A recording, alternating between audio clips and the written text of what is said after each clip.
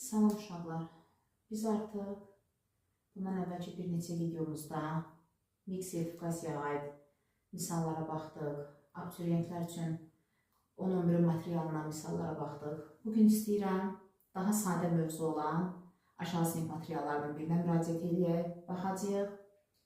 8-ci sinif mövzusundan kvadrat tənliklər.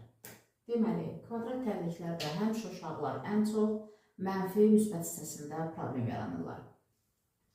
Kvadrat tənliyin ümumi ifadəsi ax kvadratı bx üstəgəl c bərabərdir 0 şəklindədir. Burada a, b və c ədədlərdir. Və kvadrat tənliyi bilirik ki, kvadrat tənlik olduğuna görə 2 kök olmalıdır. Məsələn, bir nümunə ilə başlayaq. X kvadratı çıx 5x üstəgəl 6 bərabərdir 0. Deməli, həll eləmək üçün diskriminantın düsturu olacaq. B kvadratı çıx 4 vur, A vur, C. Və qiymətləri qoyaq yerinə. Bilirsiniz ki, A x kvadratının qarşısındakıdır. B x-in qarşısındakıdır. C isə kənarda duran rəqəmdir.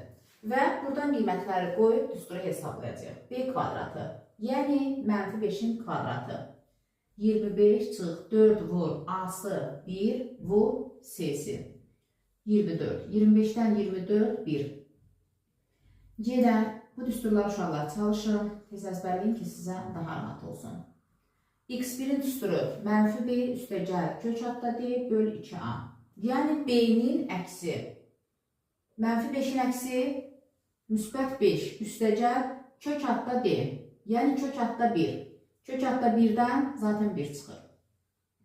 Olsaydı kök adda 25 çıxardı 5. Biz artıq bunları bilirik. Böl 2 vur A, yəni 2 vur 1. 6-nı 2-yə böləndə düşür 3. Eyni ilə x2-nin düsturu x1-dən müsbətdir, x2-dən mənfi kök adda D böl 2A. Və 5 çıx 1 böl 2. 4 böl 2 düşür 2. Deməli, kvadrat tənlikdə vacib olan bu üç düstur əzbərlənməlidir. X1-də dedik ki, diskriminantın qabağı müsbət, X2-də isə mənfi. Qalan bütün eynidir. Burada uşaqlar fikir verin, B-lərin qabaqları hər ikisində mənfidir. Yəni, B-nin əksini götürəcəyik. Kvadrat tənliyin əgər A-sı 1-dirsə, ona çevrilmiş kvadrat tənlik deyilir. Yox, A-sı başqa rəqəmlərdirsə, onda ona düzgün kvadrat tənlik deyilir. Kvadrat tənliyi həm də Viet üsulu ilə işləmək olur. Biz buradan tapdıq ki, x1 3-dür, x2 də 5-dir. Eyni bunu bəzən birincisi nəzər yetirilməlidir ki, tənlik mütləq kvadrat tənlik olsun.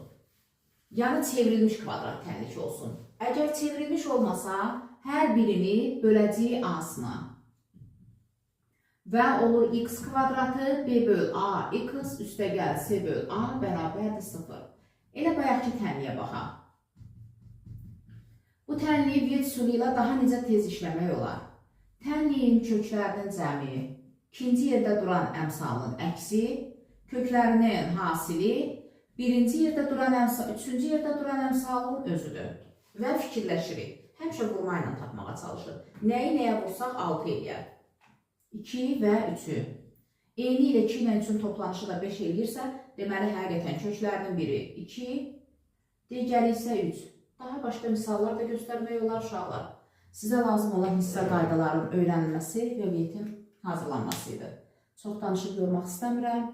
Harada problem yaransa, rəy bölməsinə yazın, birlikdə baxaq.